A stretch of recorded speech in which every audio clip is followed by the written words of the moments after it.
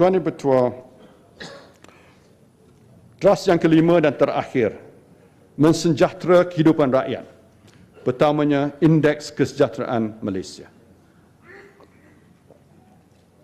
Ternyata, kemakmuran negara tidak hanya bergantung kepada kemajuan ekonomi semata-mata. Malah, ianya perlu mengambil kira tahap kualiti hidup dan kesejahteraan rakyat secara menyeluruh.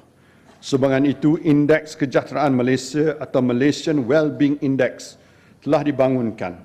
Kerajaan akan terus merangka dasar serta strategi terbaik ke arah meningkatkan kualiti hidup dan kesejahteraan rakyat. Kedua, meningkatkan keselamatan dan ketenteraman awam. Sejelasnya, kerajaan amat menghargai jasa dan bakti anggota keselamatan para prajurit. Kerajaan sentiasa memberi keutamaan terhadap keselamatan dan ketenteraman awam. Kerajaan juga komited dalam membenteras jenayah dan ancaman ansur luar yang mengganggu gugat kesejahteraan negara.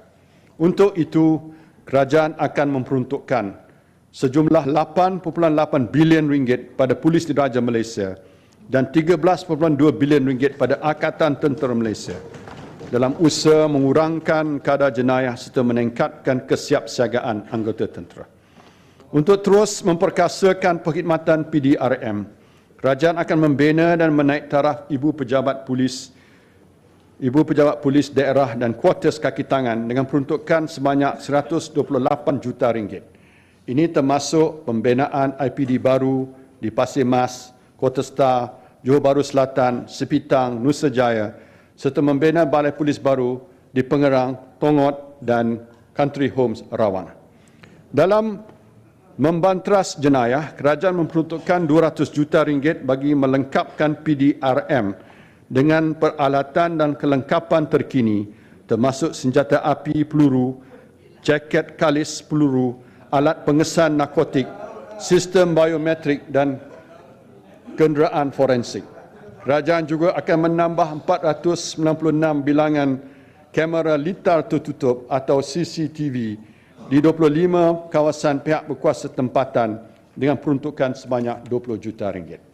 Selain itu, sebagai tambahan pada pembelian 1,000 buah motosikal untuk kegunaan unit rondaan bermotosikal PDRM pada tahun ini, kerajaan bersetuju menambah 800 buah motosikal lagi dengan peruntukan sebanyak 20 juta ringgit pada tahun ini.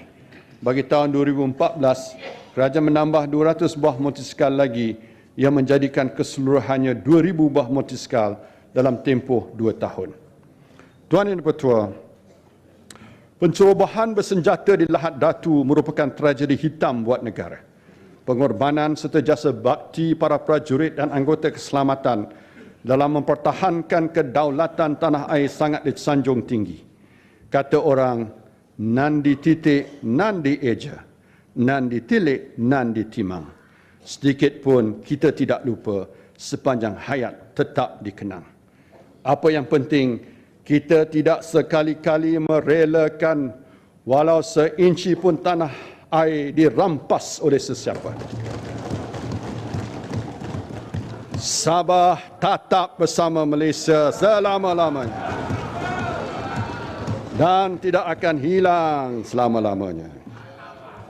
Bagi memastikan keselamatan perairan adalah terjamin daripada pencerobohan anasir luar khususnya di Sabah dan Sarawak, kerajaan telah menubuhkan kawasan keselamatan khas Pantai Timur Sabah atau ESKOM pada awal tahun ini.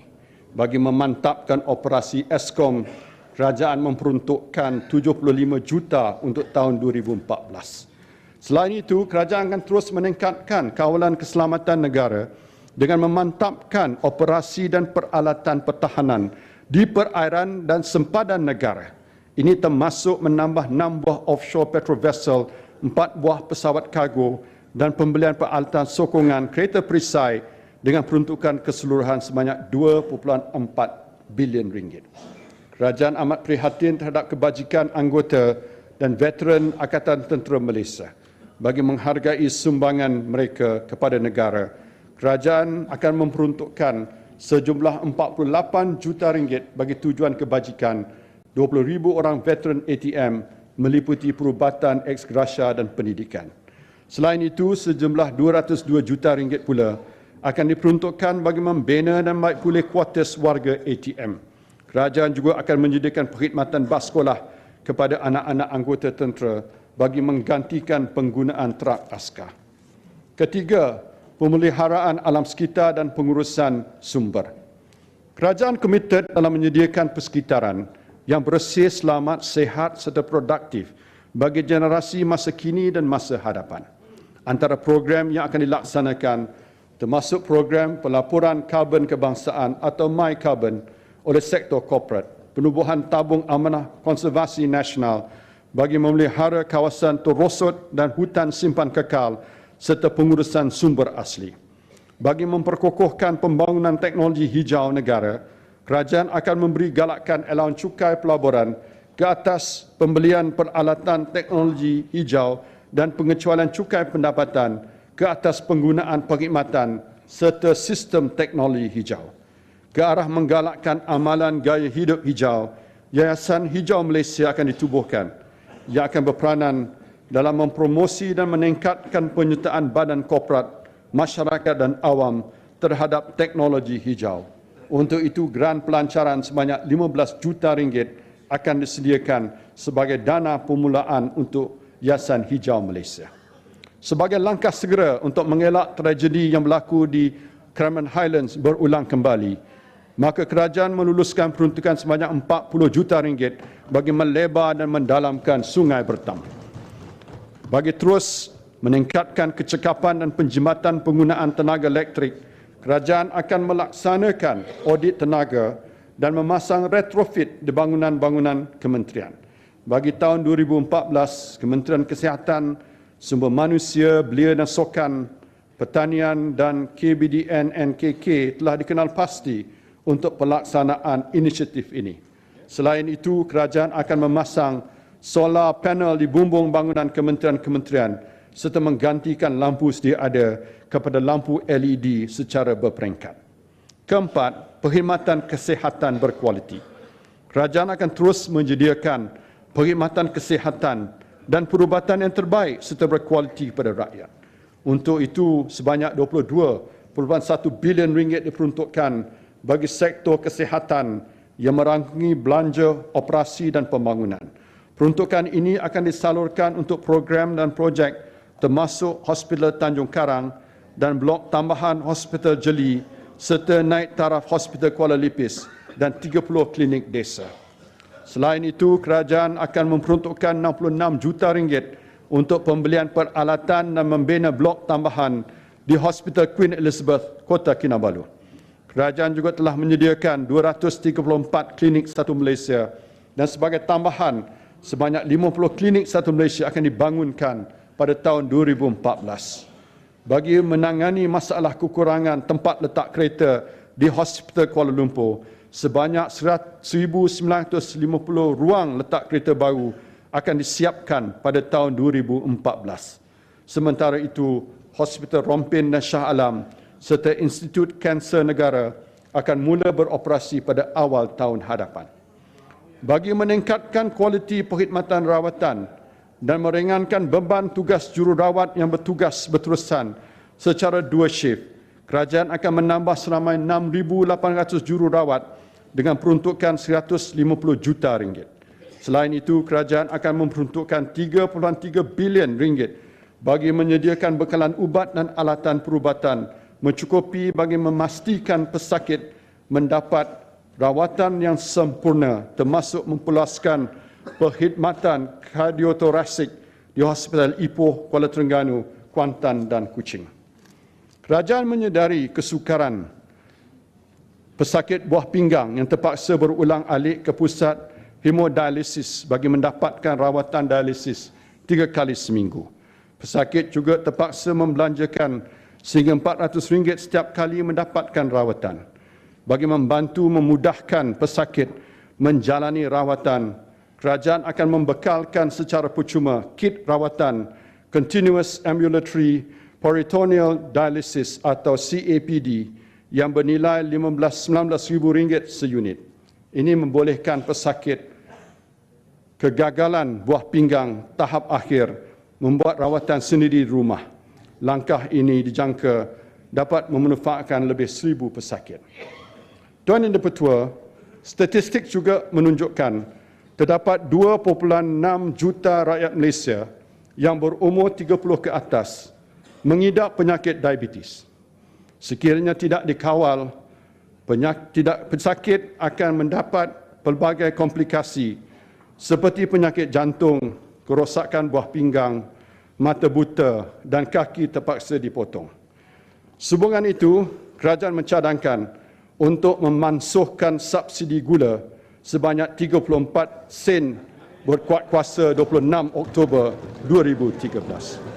Saya menyuruh agar sama-sama menjaga kesihatan, kurangkan manis dalam makanan dan minuman dan tambah manis dalam senyuman. Tuan Yang Di-Pertua, Pembangunan sukan negara.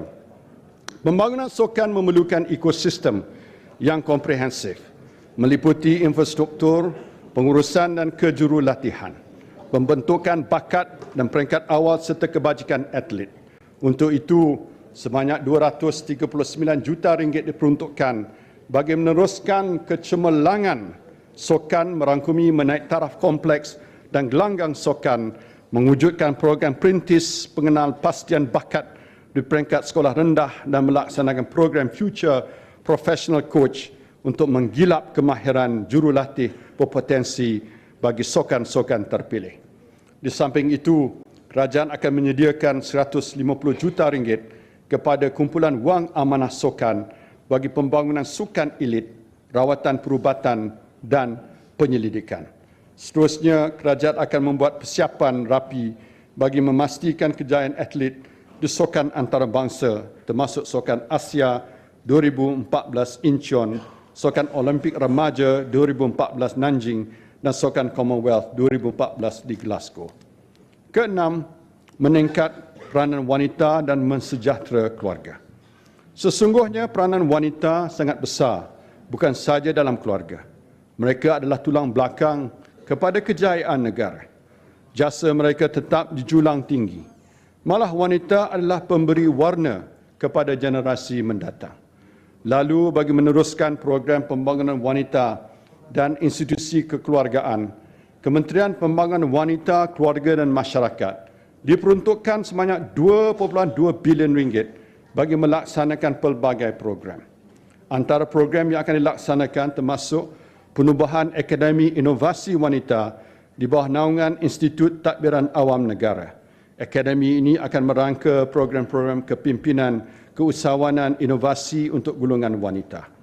Selain itu, program pengarah wanita untuk diketengahkan sebagai ahli lembaga pengarah syarikat. Program keusahawanan Purple DNA seperti Purple Licious, iaitu kios makanan bergerak, dan menambah 23 pusat aktiviti warga emas akan dilaksanakan. Kerajaan juga akan menaikkan kadar wang saku kanak-kanak di institusi Jabatan Kebajikan Masyarakat daripada RM100.50 kepada RM3 sehari bagi kanak-kanak yang bersekolah dan kenaikan daripada RM50 kepada RM1 sehari bagi kanak-kanak yang tidak bersekolah. Langkah ini dapat memanfaatkan 4,500 kanak-kanak di institusi JKM di seluruh negara.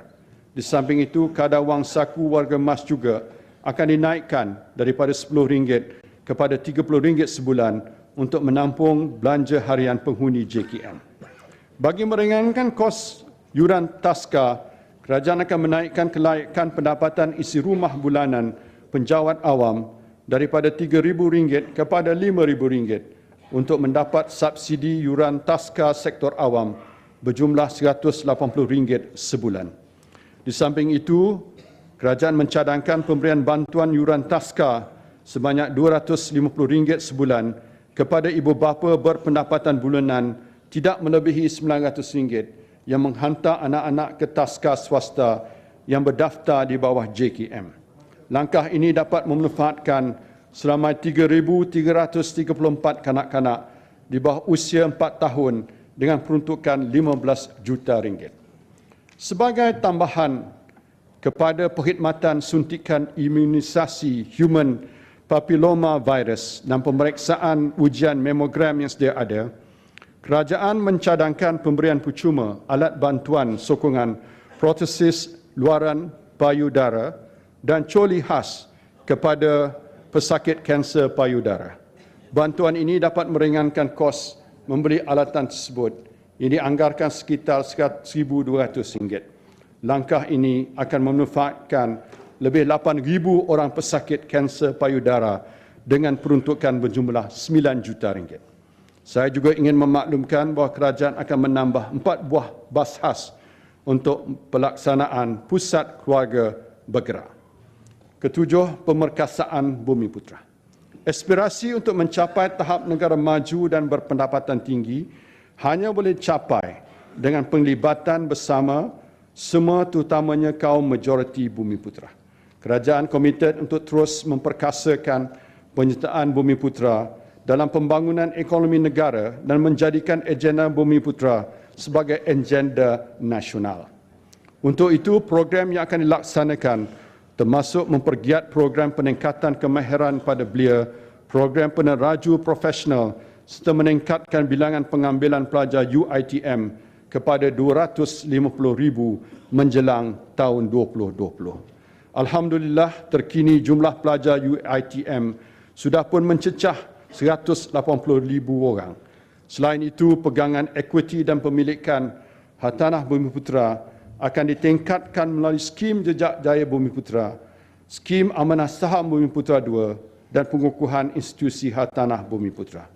Untuk meningkatkan pemilikan equity Bumiputera, SME Bank akan menubuhkan dana equity Bumiputera atau Equibumi sebanyak RM300 juta bagi menyediakan kemudahan pinjaman kepada syarikat Bumiputera yang berwibawa untuk mengambil alih syarikat tersenarai atau syarikat yang berpotensi untuk disenarai di Bursa Malaysia.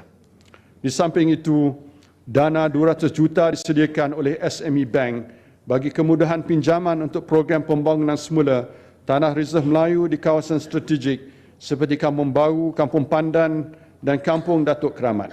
Kemudahan ini akan membantu masyarakat setempat meningkatkan taraf hidup seiring dengan pembangunan pesat di kawasan persekitaran. Kerajaan terus meningkatkan penghematan Bumiputera dalam bidang perniagaan dan keusahawanan bagi menjana pendapatan dan kekayaan. Antara program yang akan dilaksanakan adalah mewujudkan skim usahawan permulaan Bumiputera atau Superb dengan dana permulaan RM30 juta. Di samping itu, bagi meningkatkan pengukuhan program pembangunan vendor, kerajaan mencadangkan perbelanjaan operasi yang ditanggung oleh syarikat anchor, terutama syarikat berkaitan kerajaan, diberi potongan cukai 2 kali. Seterusnya, bagi meningkatkan peluang perniagaan dan pembiayaan kepada entrepreneur PKS, kemudahan pembiayaan pinjaman mudah turut disediakan.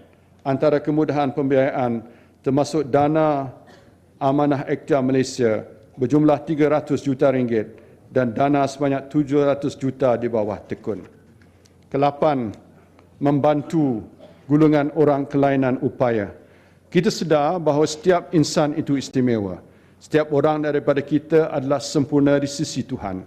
Dalam perkara ini, sumbangan mereka amat dihargai dan banyak menyumbang kepada pembangunan negara. Banyak kemudahan diperuntukkan bagi kesejahteraan mereka dan seterusnya memaksimumkan potensi yang ada. Untuk itu, kerajaan akan memperuntukkan sejumlah RM441 juta bagi pembangunan dan kebajikan golongan ini. Ke-9, menghargai golongan karyawan. Golongan karyawan, seniman dan budayawan merupakan komponen sesebuah peradaban itu dibina. Peranan mereka amatlah penting dalam perkembangan seni dan budaya dalam masyarakat. Sebagai menghargai sumbangan golongan ini, kerajaan bersetuju untuk meneruskan bantuan kewangan sebanyak RM6 juta bagi pengurusan pentadbiran dan pengendalian persatuan-persatuan yang berdaftar. Ke-10, pembangunan masyarakat India. Bijak Bestari berkata, orang berbudi kita berbahasa. Kepada kaum India yang telah bersama menzahirkan ikatan sokongan kepada Barisan Nasional baru-baru ini. Terima kasih, Rumba Nandri. Kerajaan juga akan menumpukan kepada pembangunan masyarakat India agar dapat bersama dalam arus kemajuan. Untuk itu, kerajaan bersetuju untuk menyediakan peruntukan sebanyak 100 juta ringgit untuk meningkatkan pencapaian pelajaran dan latihan kemahiran. Ini termasuk 28 juta ringgit bagi program pendidikan awal melibatkan 176 prasekolah jenis kebangsaan Tamil dan program AISINA. Program ini akan meningkatkan prestasi pelajar melalui kaunseling, motivasi dan tuition pada 45 sekolah ladang Tamil. Di samping itu, dana sebanyak 50 juta ringgit disediakan untuk skim pembiayaan usahawan muda India ataupun SPUMI di bawah tekun, manakala usahawan India juga boleh memohon pinjaman daripada Amanah Ikhtiar Malaysia.